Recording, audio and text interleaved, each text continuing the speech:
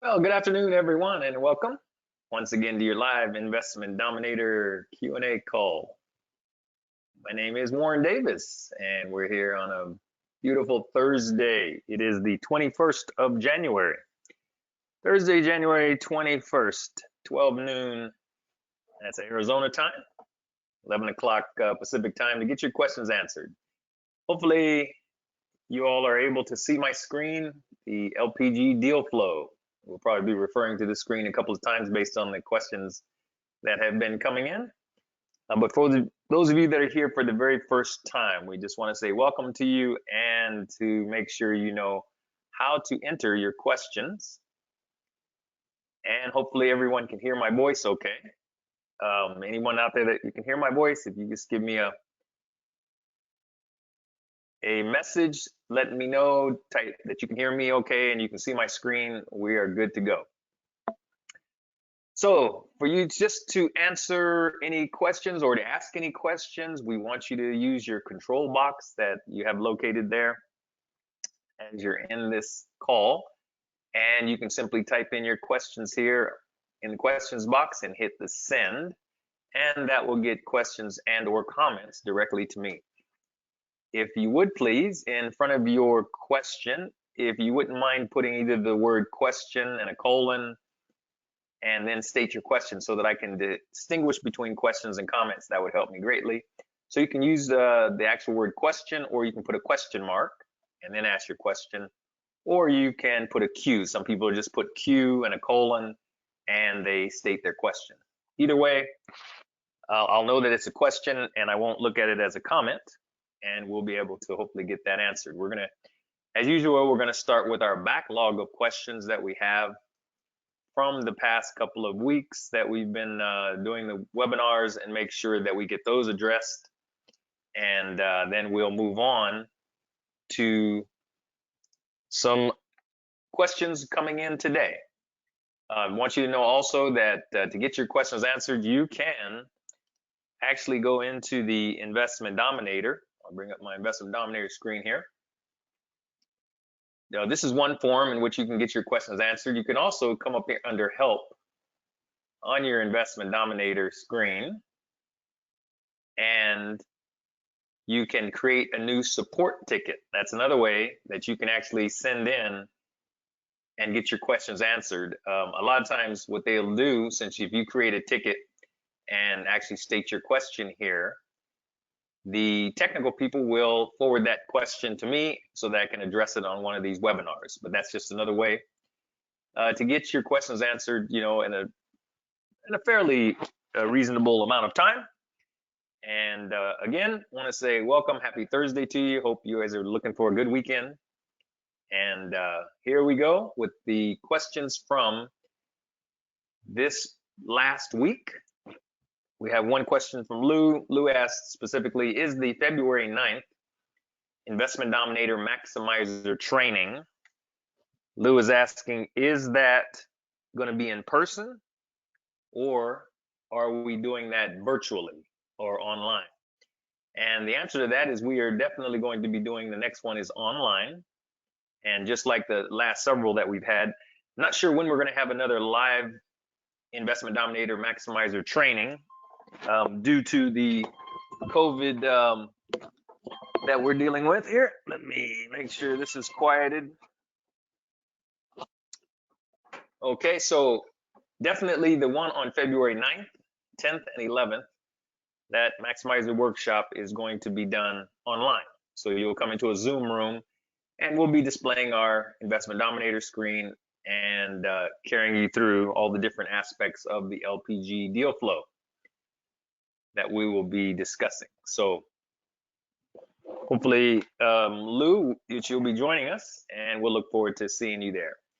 Beatrice asked a question under the websites section. She says she only has the option for the buying site in the drop down, nothing for the, she's not saying her selling site, or I'm assuming she's not saying the opt-in page. What Beatrice is talking about is up here under websites. When this comes down, now you see here, notice mine, I'm just saying buying site and selling site. So I'm not seeing my opt-in page. So if I go under customize, go to the customize menu and go under website settings selling. Usually all I have to do, as long as I verify that my opt-in page, is set to some particular value, really, we can set it to default. Go on and set yours to default because that will be the default option page.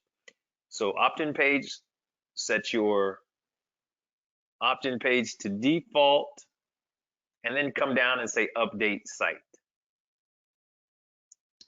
As soon as you see that, you'll get the green site is updated, and when you come back in and display websites, you should see buying site, opt-in site, and your selling site. So right now, when you display your websites, if you're not seeing opt-in page or selling site, just do what I just did. Come back over here under customize, website settings selling. You want to scroll down, make sure your opt-in page field is set to default. And even if it is set to default, just scroll down to the bottom and hit update site. And then you should be able to display all three sites. Now, in the event, Beatrice, that does not happen, if that still does not happen and you still do not see opt-in page and your selling site, after you've already updated your website settings selling, what I'm going to ask you to do is to take a screenshot. So all you have to do is display your websites, come in, take a screenshot of this on your computer, and then go under help, and I actually want you to create a support ticket. So create a new support ticket and just let them know, hey, my opt-in page and my selling site is not showing. Give them your account number. And remember, this is your CRM. This is your account number. It's a unique account number for every single person. So you'll see that under your Investment Dominator REI CRM / and CRM dash some number. You want to specify that account and let them know that your websites are not showing, and someone from your technical team will go in and help you get that set up correctly, okay? And those of you, again, that are coming to the February 9th, 10th, and 11th workshop, we like you to have all of your big three set up, especially your websites, prior to February 9th. So you've still got some time to work on that and make that happen. Okay. So we do have some questions coming in, which we will get to shortly. All right.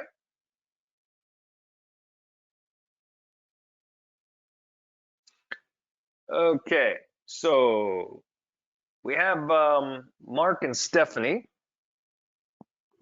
which it appears they are husband and wife team there.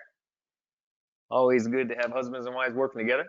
Their question is, how do you perform in terms of the profile and the signatures when operating our business as husband and wife team? Okay, so from the standpoint of profile and signatures, what you're going to need to do, Mark and Stephanie, is one of you will have a login, or you probably have a login to your Investment Dominator. I don't know who logs in and whose name it's under, but you have to come up here under team. And what it's going to be important to do is you're going to have to set up another admin user. And so let's say, Mark, you have a login right now. And when, you'll have a username over here to the right that you log in with and a password, right? So what you should do if you're a husband and wife team is just come up here and say add user. And so like if I were going to add my wife, as a matter of fact, I think it showed up on there as a user. Yeah, see my wife's name is already in here. It's Michelle and last name Davis, and she has a username M Davis. So basically for this same account, Mark and Stephanie, you'll come up here under team, select team, and then go add user, and then leave them as an admin and just type in their first name, last name, all their pertinent information, give them a username and password, since they're admin, they're an administrator, you want to leave all of their permissions exactly the same. So you'd scroll down, leave all the yeses for all their permissions so they can do everything you can do, and just say finish and add user. So what that's going to do is it's going to create an actual user for this specific account, right? And so both people can log in with their username, password, and they can both work in the same Investment Dominator account. Now, associated with each username, what we want you to make sure you understand is that you have a profile, a separate profile. So one of these is going to say Mark, and then another profile is going to have Stephanie as the first name and the last name and a personal email address. By the way, you must have your own personal email address. You cannot duplicate. You can't use the same email address for two different people. So, and because Investment Dominator is only going to allow one email address, one unique email address for your given account here, right? So when you try to log in or put a user in, they're going to have their own email address, and then of course their own phone number and whatever their time zone is. And then, you know, like Mark, if you have a signature already set up, you know, I don't know what your last name is here, but Mark, whatever it may be, then Stephanie is going to have to generate her own signature. So each profile must have their own signature set up. And I think if you have any questions about that, you know, go ahead and shoot them in, and we'll get those answered for you. But that's basically the whole gist of it. You're going to have two separate logon IDs for this one account. All right, if you're husband and wife team. Okay, hopefully that answers that question for you. And our next question here. Let's see if it has anything to do. We've got questions coming in.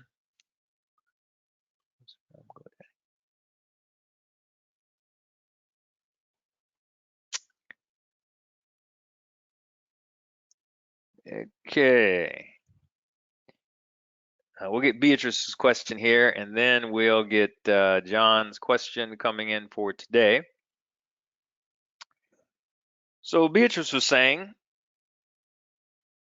that is it confusing, or should we use one phone for both seller and buyer phones in the company information in Investment Dominator? Okay, good question. So what Beatrice is speaking of here, make sure I get that question recorded. What Beatrice is saying is under customize and in your company information. All right, she's saying, should we use the same phone for both seller and buyer phone? So this is your company phone, which are for your sellers of property, people that are selling you their property. And this is your offer phone, which is also for people that are selling you their property. So Beatrice said, and then you have your selling site phone, which are for your buyers. So there's three separate phones represented here, right? One is for offers that you send out of Investment Dominator. This company phone is for your neutral letters, which is the first communication letting people know you're interested in purchasing property. So it appears Beatrice is asking, the company phone and offer phone, can you use one phone for your sellers, which is your company phone and offer phone, and that same phone for your selling site phone, which are for your buyers of property? And this is where we strongly recommend that you do not do that. So you can do that, but what you need to be able to do is you need to be able to distinguish between your sellers, which is your offer phone and company phone, people that are calling to sell you their property. You need to distinguish between those folks and the ones that are going to buy your property for thousands of dollars more than what you paid for it. So our recommendation, our strong recommendation, is that you separate these two markets of people. These are two completely different markets. One, people are selling you their property for pennies on the dollar. They just want to get rid of their property. This other pool of people, which is selling site phone, these are your buyers of property. They're the ones that are looking to build their dream home, so they're going to pay top dollar or pretty close to top dollar for your property. So you want to separate your buyers from your sellers. And that's why we would not recommend you having the same phone number in any way for your sellers and for your selling site phone, which are your buyers. And that's why you notice here, this is a completely separate number for my buyers, from a selling site perspective, for my buyers of property. My sellers of property, they're going to be on different phone lines, different mindset. However you set it up, you need to be able to just tell, is this a seller calling me or is it a buyer of property calling me? And trust me, when you get a lot of deals going at the same time where you have people selling you property on one side, but then you also have buyers calling you to purchase property that you have under contract, trust me, you'll want to have these completely separate. In our company, we have a selling site phone that is dedicated just to our buyers of property. So whenever that phone rings, I automatically know the only time it rings is when somebody wants to buy property. So I never give this number out to family or friends or associates. Only people that are interested in buying property get this number. And I would recommend that you do the same thing because you don't need a lot of calls coming in on this phone, um, that are not related to buying property. That's not only confusing, but if you have a lot of different phone calls and let's say you might be on this phone when a buyer calls, that's not a good thing. You want to be able to speak directly with your buyers if at all possible. So Beatrice, I hope that's clear enough for you. And let me see if I can get John's question here. It says he's moving to Bluehost. Moving to Bluehost from GoDaddy. So Bluehost is obviously a domain provider. And his question is the process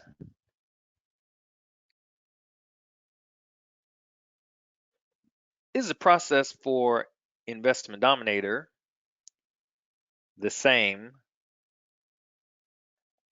to switch? Will the domains remain the same? That part,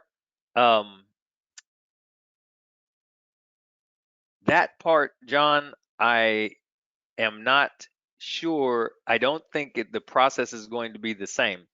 Remember that when under the GoDaddy, I'll go under here under help, search my user guide, and I'm going to type in custom domains. So we just want you to keep in mind that what we're doing here, how to change your website's domains. The important thing that we're doing here is we want to point the www CNAME record on your provider, whoever's providing your domains. They have a www CNAME record that should be standard. So Bluehost should have one. We want to point that record to our investmentdominator.com server. Now, if you purchased your domains through GoDaddy, your domains are going to remain, because you've already purchased them. Those are going to be your domains. Like if my buying site domain was www.warrenbuysland.com, that domain was purchased through GoDaddy. I don't think you can reuse that same domain on Bluehost. I think Bluehost is going to probably have to change that domain name. That's what my initial thought. Number one, you'll probably have to change your domain. But once you change your domain and you decide what your domains are going to be, you still want to point this www CNAME record on the Bluehost platform. Okay, So you want to point that, make sure that WWC name record on Bluehost is recorded or is pointing to the investmentdominator.com server. So if you can move it, that's fine. That's good. Go ahead and move those domains. But I just know that if you're going to interact with Investment Dominator, the CNAME record is going to point to investmentdominator.com. Without it doing that, you obviously can't use the data in the Investment Dominator. Okay? You're welcome. Let's see. 20.20. Hopefully. Okay. Very good. So Mark and Stephanie, further to the company phone question you answered. Okay.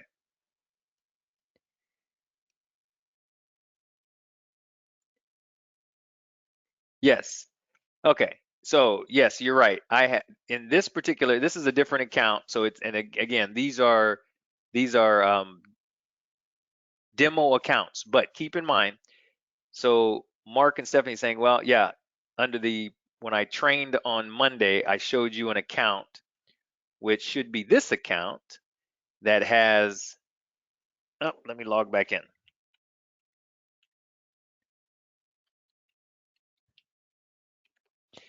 You are correct, Mark and Stephanie. On this account, when I went under custom and I went under company information, I show where I'm using the same number for my offer phone and my company phone, which this company phone is associated with your neutral letters.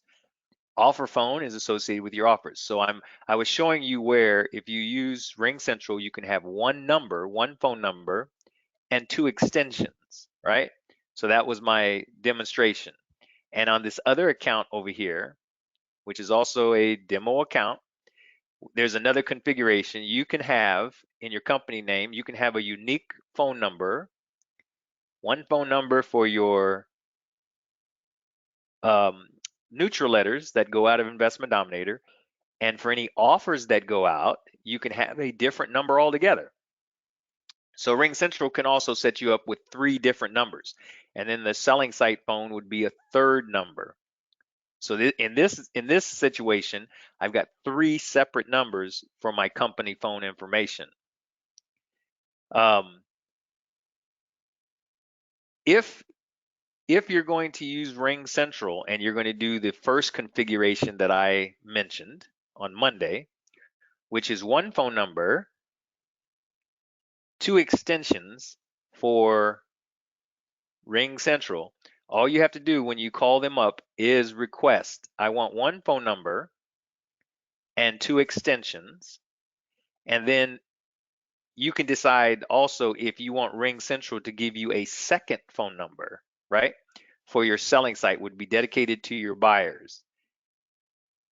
They can do that. They can do that as well. So um, all it's nothing to differentiate on the form per se, Mark and Stephanie. What you're going to do is when you're on the phone with the representative from Ring Central, make sure they know, hey, I just want one phone number and 2 extensions, right? And you want them, extension 1 to be forwarded to either a Pat Live, which is a call center, or Google Voice number, or a cell phone. And extension 2, you want it from wherever you want extension 2 forwarded to. But this is one number, 2 extensions. And then Ring Central can also supply you with another phone number if you like, or if you do like I do in my company, the selling site phone is a separate physical cell phone altogether that we carry with us. So this is one configuration that you can have. This is another configuration. Ring Central can give you 3 separate numbers if you like, right? One for your um, neutral letters that go out of Investment Dominator, the other for your offers that you send, and the third phone number they can give you for a selling site phone. This if they do 3 different phone numbers, that of course costs you extra money. That package is more than what a lot of students want to pay. So let me bring up the diagram that I had before. Let's see. And then I can show you exactly. Let's see, where is it at?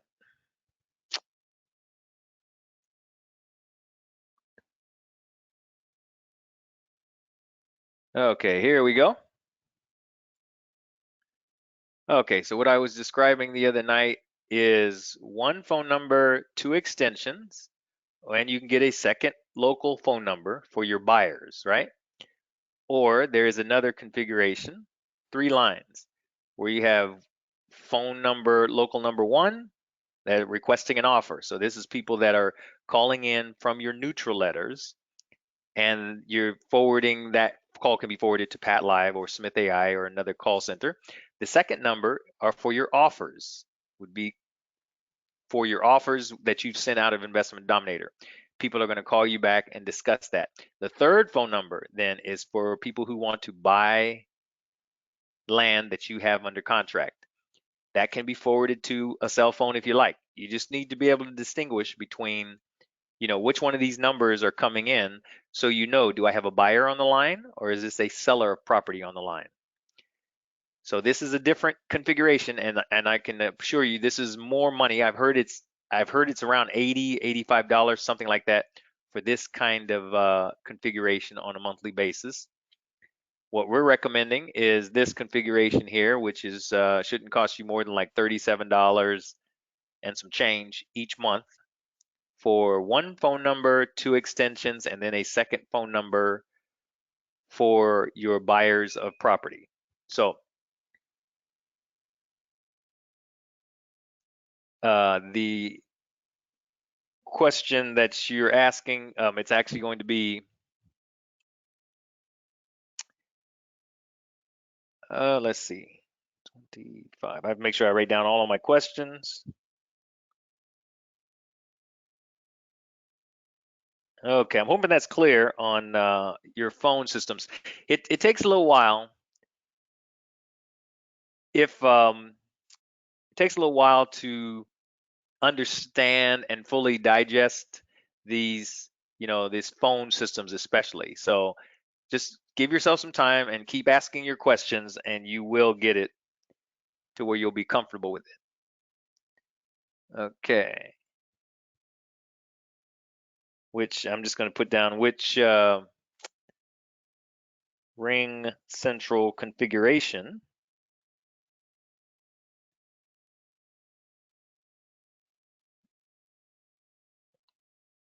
Okay, should we recommend to start?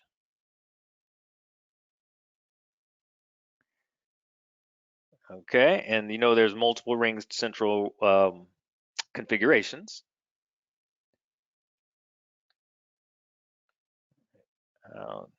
To distinguish. Okay, very good.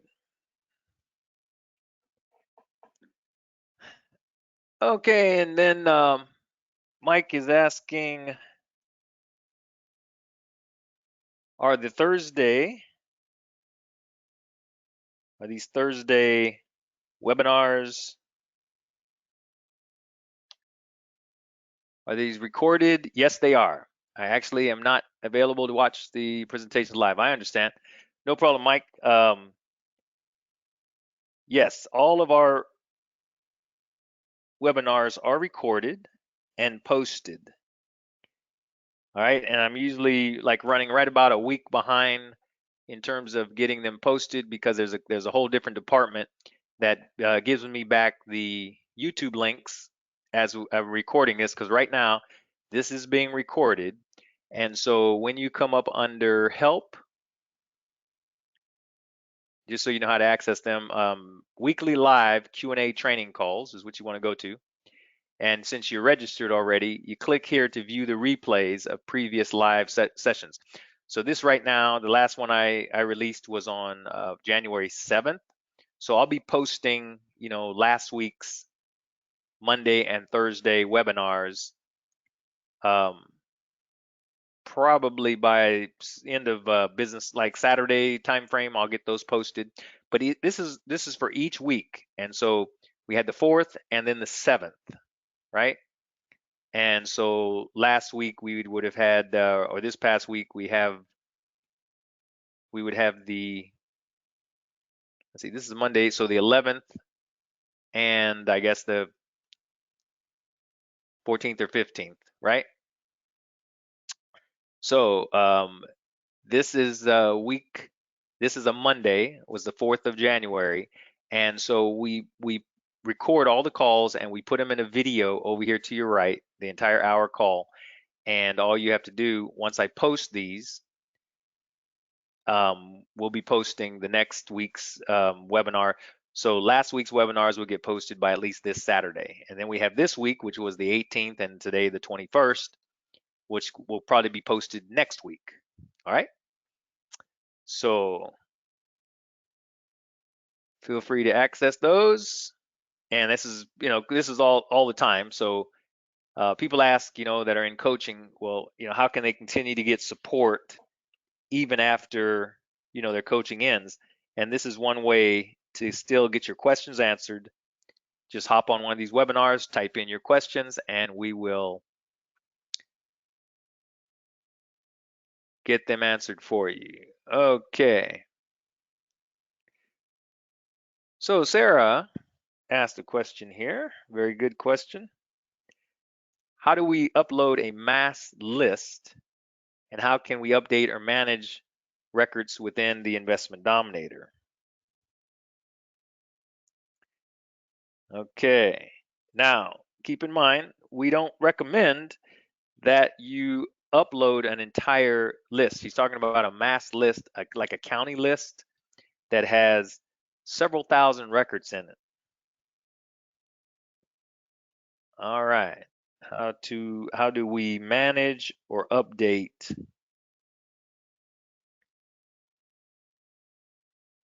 I'll just say, how do we manage those records in Investment Dominator? Some of you may have already done this. You may have already entered, brought into Investment Dominator a county. Come on back here, Investment Dominator. Okay, you might have entered, you have a lot of records in prospect status right now. And I'll see how many I have right now in the prospect status, the prospect stage. So all these records, and if I do select all, so I've got 4,103 records in the prospect stage or in prospect status. That's a lot of records, right? So if you've entered into Investment Dominator a whole bunch of records and they're all sitting there in prospect status, and you basically want to know how to manage these within the Investment Dominator, there's a way you can do that. What we recommend to you people, though, is when you import records into Investment Dominator, use your import function, that you only import each week or each time you import records, only the ones that you want to mail out at a time. So if you're going to mail out 500 records, it's no, and they're for a particular county, let's say for Sarasota County, it's no need to import all several thousand records into Investment Dominator at one time. We recommend that you only select those 500, put them in their own separate CSV file, and then you come in here and import and upload that CSV file. So in order to do that, you have to choose the file and then you upload the list. So essentially what you're going to end up with is just your 500 records in prospect status, right? So then once you have these records in prospect status, you can come over here into campaigns and you've got a CSV file that gets automatically created of all your records that are in prospect status. This is a quicker way to have all of your records processed each week. That's what we're recommending, that you only import the records you want to process. But let's just say that you didn't do that. And so you've got, 4,000 records in here that are all showing in prospect status. How do you manage those? Well, what I would do personally, I want to make sure that you don't have any records on hold in the system, right? So you come up here to your on hold, make sure that there are currently no records that meet this status. And then what I would do is, and this is this is just one way to handle it. I would go back through using maybe this identification, this unique identifier for each record, and put the records on hold that you actually do not want to process. And the only ones you leave in prospect status, are the ones you want to process for that week. So in essence, some of your records here, let's say if I take these 4 records, I'm going to select the records that I want to put on hold. The quickest way to do it, would be to come in here, select by status, any records that are in prospect status. You do your search, it's going to bring you up all the records that are in prospect status, right? So at that point, I would do a select all. I'm showing 319 total records. I would move those, I would change the status to on hold. So I would put those on hold, right? And if I do this, it's going to move 319 records to on hold. All right, and I'm not going to do it right now because I don't want that to happen. So once I get my records on hold, all right, so let's pretend I've got these 4 records and I moved, let's pretend I'm moving everything to hold, to the hold status, but I'm only moving 4 records. All right, these 4 records get moved to on hold. So if I go into my on hold status, I've got my 4 records on hold. Now, in your case, you're going to have all of your prospect records on hold. So then what you need to do is to decide which ones you want to mail out that week, right? So then we'll go back to your prospects. They're going to all show on hold, right? Because there won't be any prospect records. You want to change the records that are on hold that you want to process. You want to change those to prospect status, basically. So that, these records that are in prospect status, when I go up into my campaigns area, all of the records that I have on prospect, which would be like 500 records or so, I'm going to print out and I'm going to send to letterprinting.net, or I'm going to mail these out. So once I've mailed those out, those records that are in prospect status, I'm going to bulk update. That's the last step that I'm going to do, which is going to move records from the prospect status to mailed letter 1, right? So I do my bulk update. I move these records to mailed letter 1. Now the next week when I come in, I'm going to go back to my on hold records and I'm going to select some more on hold records like these here, right? I'm going to select these and I'm going to change the status here to prospect. I'll move it back to prospect, confirm move. And then when I go back to my prospect stage, those records will show up as prospects, right? And I do the same thing again. I go to my campaigns, I take my CSV file, mail these out, or do whatever I'm going to do with them, and then I do my bulk update again, which is going to update my prospect status records to mail letter one. And that's going to be my process. That's the only way to manage these within Investment Dominator that I can think of at this point. Since if you've moved, several thousand records into Investment Dominator prematurely. We don't recommend people do that because it's kind of a maintenance nightmare to have to, you move them on hold, then you have to take them back from on hold, move them back into prospect status, mail them out, make sure they get updated to mail letter one, and then you come back and do the same thing again next week. So it's a little confusing, but if you've already done that, this is probably your only way to manage them in Investment Dominator. Okay. Hopefully that is somewhat clear. If you need step by step, you'll have to listen to my presentation of this again, or write in a help desk ticket, and hopefully they can get it to me, and I'll get you some step by step on how to process your records, since you have so many of them in the Investment Dominator. Okay, any more new questions coming in for today? None that I can see so far. All righty. Sanjay asked a question.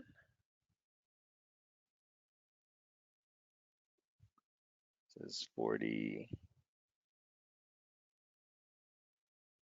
Sanjay's question is, what's the name of the company that can actually take pictures of property or post for sale signs for you to validate the actual condition surroundings of your property in any location in the US? Okay.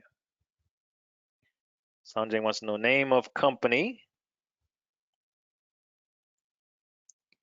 that can take pictures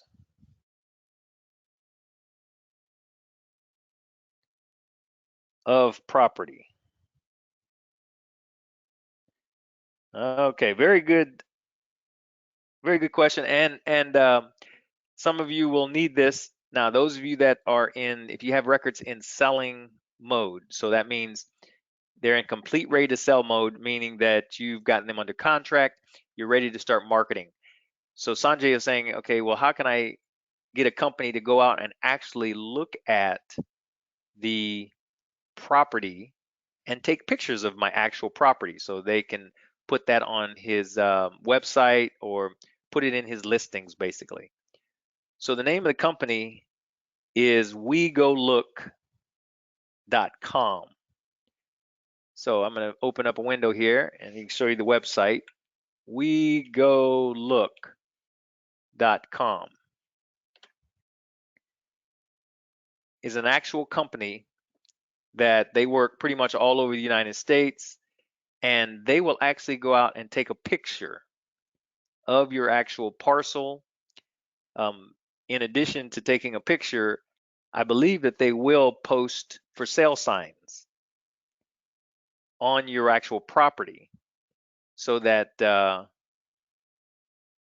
people know people that go out and look at the property they have for sale, they can actually identify which property it's on. Now, just a little forewarning, don't be surprised. We've enlisted them to do this on a couple of occasions, and unfortunately, one of the neighbors, they didn't want anybody moving into the property. So what they did, after we had the for sale sign posted, we had pictures taken of the property, for sale signs posted. The neighbor who didn't want anyone to move there, they went in and they knocked down the for sale sign. So doesn't happen all the time, but just don't want you to be surprised if you're going to spend some money to have these folks go and look at your land, take pictures, send you the pictures, post a for sale sign. Just don't want you to be surprised if you get reported to you that your for sale sign either is gone or somebody spray painted over it, whatever. Okay, because some people just are the way they are sometimes. But in any case, wegolook.com is the company that will help you to take pictures of that actual property. Let's see.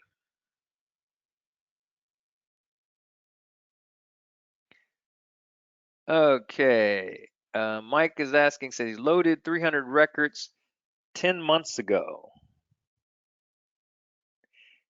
And from my experience, how many of those would still be good? Oh, if I haven't done a mailing yet. Okay, Mike, good question. 10 months, counties usually update their records once a year. So 8 months ago, 8 months ago would definitely put us back in 2020. There's no particular set time when counties update their records, but I would estimate of those 300 records that you loaded 10 months ago, sounds like you might have gotten them even out of Investment Dominator Workshop. The majority of those records, the majority being, probably 200 to 250 of them, maybe probably about 250 of them or so are probably still good in terms of since if you got those from an Investment Dominator Workshop, chances are all of them are still good. So what would I do if I were you? I would just mail out all 300 of those records. And what's going to happen is if any of those addresses don't hit for whatever reason, which is kind of unlikely, but if they don't hit, they'll come back to you. If you're sending them first class, they will come back to you saying, hey, return to sender, and the worst case scenario, you'll have to skip trace those records. So if you loaded 300 records 10 months ago,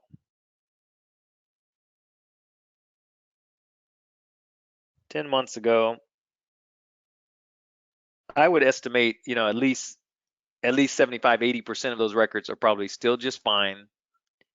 And just go on and mail them out. If you're now ready to process mailing, your mailer, and you should be fine. See, 10 months ago, how many are still good? And there's really no way to really tell that, not to give you a definitive answer on that, Mike, unless until you've actually mailed them out and see what comes back in terms of the address, meaning in address needing to be skip traced. So good questions, people.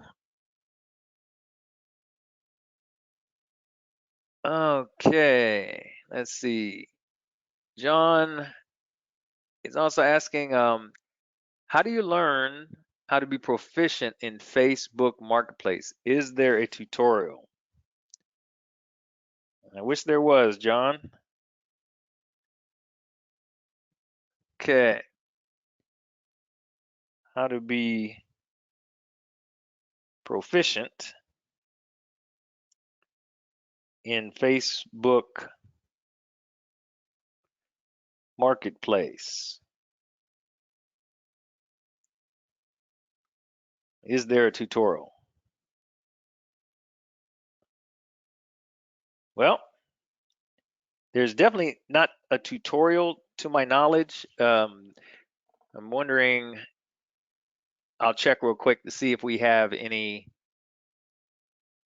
user guide articles. And we'll do a search. How to create website pages, system updates, getting started. No, there's really nothing that we have specifically for Facebook. Usually when people are having issues with Facebook Marketplace, they'll, get on here, ask any questions you like, and we'll answer based on what our current knowledge is about Facebook. Because I just want you to keep in mind, people, Facebook, just like Craigslist, any of these free mediums where you can advertise, their whole premise is they would like one neighbor selling to another neighbor. That's the main function. That's what they would like. So they're not really built for investors like you and me to come in and want to sell land all over the United States, and we want to use them to advertise. That's not really why they're set up. So they have a lot of rules and regulations that you have to deal with in order to have your listings successfully stay on Facebook Marketplace. So basically, if you are having any trouble with Facebook, if you jump on this call, ask me specifically, I can give you what I know to be the current situation with Facebook or Zillow or Craigslist, and then we go from there. All right. Very good. And Michelle asked a question. See if I can get Michelle's question here. If you're working as a couple and want to change your neutral letter to both spouses' names and signature. I currently have Tony and Michelle. Okay, signature, but my typed name under the signature is Michelle. Yeah, it probably is. Okay, so I'm trying to get, if you're working as a couple and you want to change your neutral letter to both spouses' names and signature. Okay, so if you go up under here under profile, you can, Michelle, type in under generate signature. You can generate, I would put your name first, quite honestly, because they just say women's names get a better open rate than men's names. So if you were to say,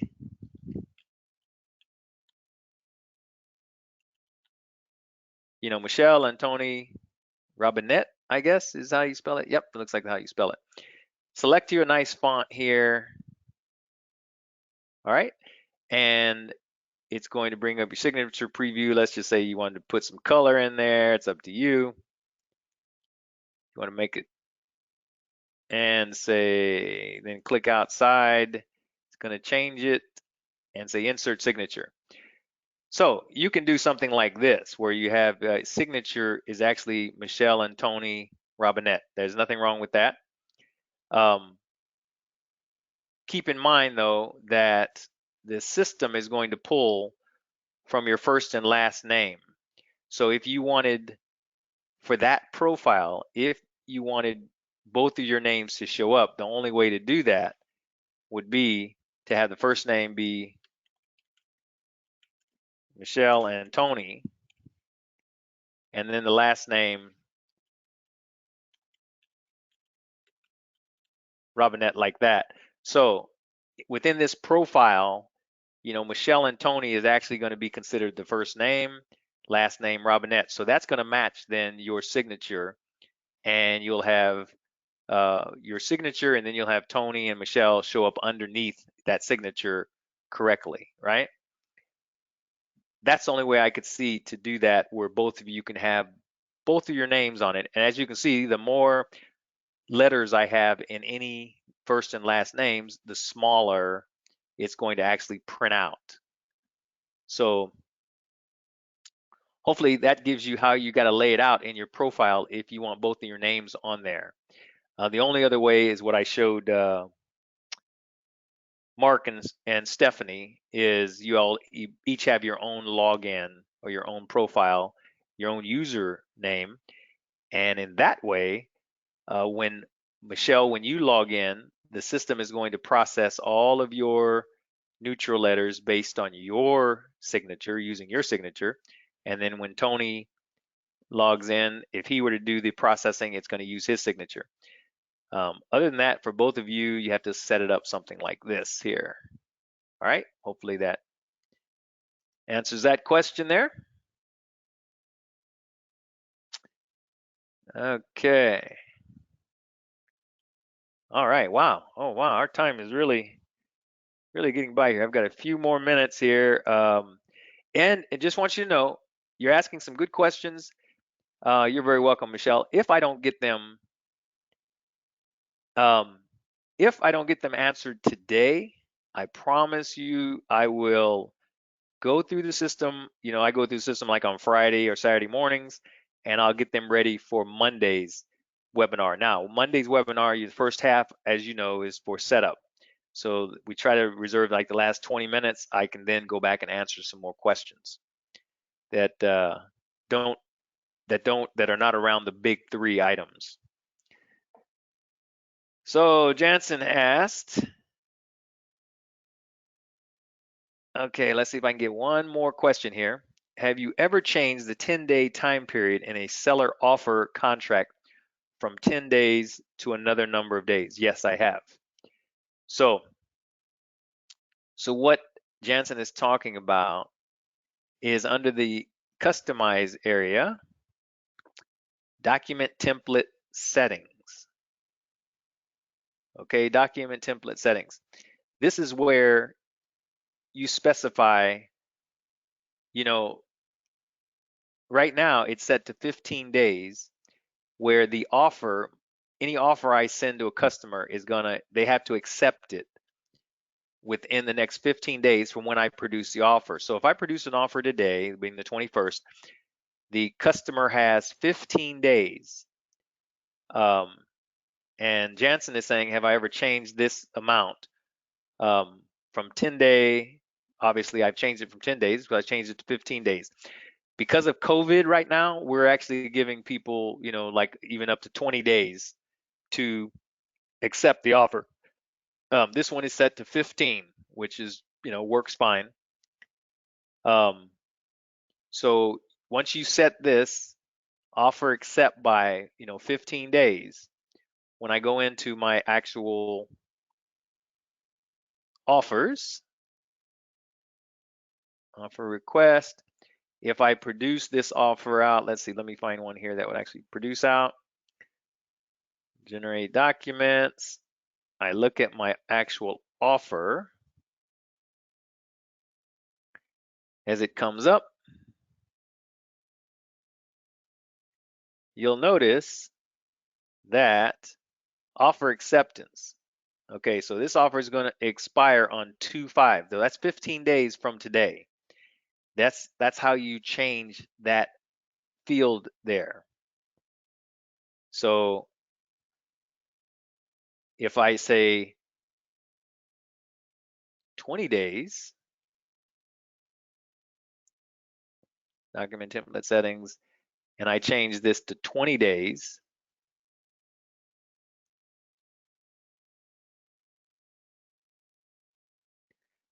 okay, and then I go back in and produce my offers.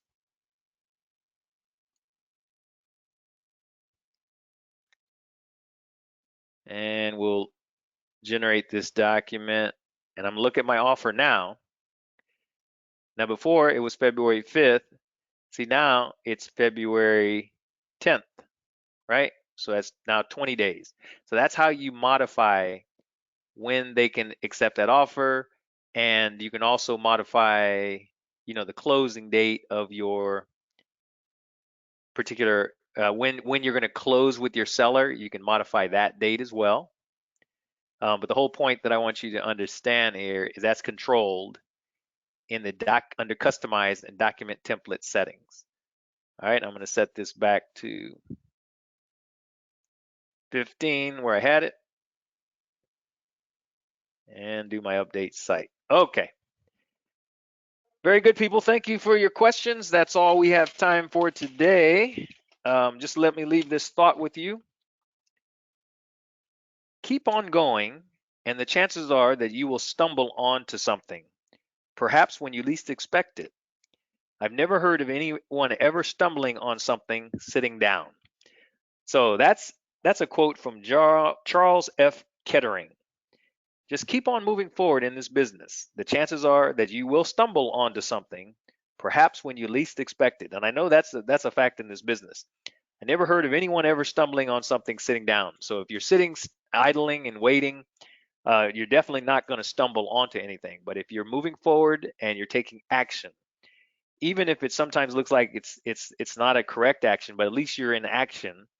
From one week to the next, you're going to learn and pick up little, hints and pieces of information that will help you along your way. I can also tell you, when I got into this business, I didn't have a lot of confidence, didn't think it was going to happen for me, but just stayed consistent with it, and eventually success, and it began to work for me very well. So just be encouraged, stay in action, and want you to have a great weekend, great remainder of your day. And we'll look forward to being back here with you on Monday, 5 o'clock p.m. Arizona time, to get all your questions answered. Thanks again, everybody. Have a great weekend. Bye bye now.